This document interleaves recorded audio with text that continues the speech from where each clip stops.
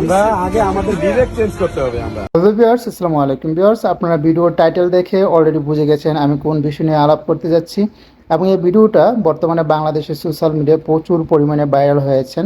আপনারা মেবি অনেকে দেখেছেন, আর যারা দেখেন নাই তাদের জন্য আমি ভিডিওটা একটু পরে প্লে করব।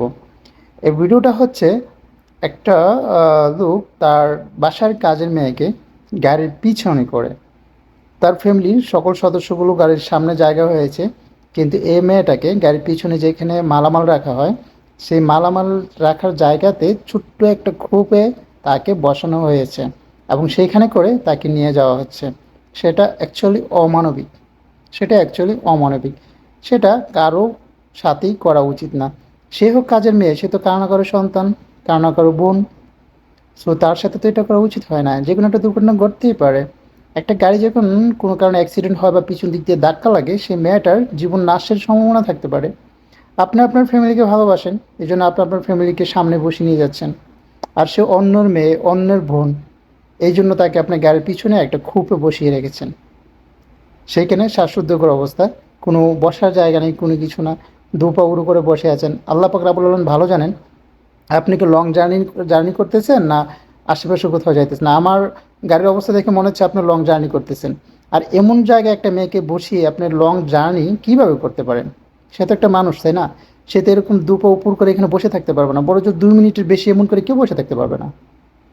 সো আপনার মানুষের প্রতি সদয় হন। সে হোক কাজের মেয়ে, সে যেই হোক না কেন, সে অ্যাজ এ হিউম্যান বিইং। আপনি অ্যাজ এ হিউম্যান বিইং হিসাবে একটা হিউম্যান বিইংয়ের উপর অবশ্যই আপনার কদর থাকতে হবে, ভালোবাসা থাকতে হবে। একমাত্র আপনার সন্তানের জায়গায় তাকে কল্পনা করে দেখেন না, আপনার কেমন লাগে? আপনি দেখেন আপনার সন্তানের সাথে যদি কেউ এরকমটা করতো আপনার কেমন লাগতো? সো বিবেককে জাগ্রত করুন।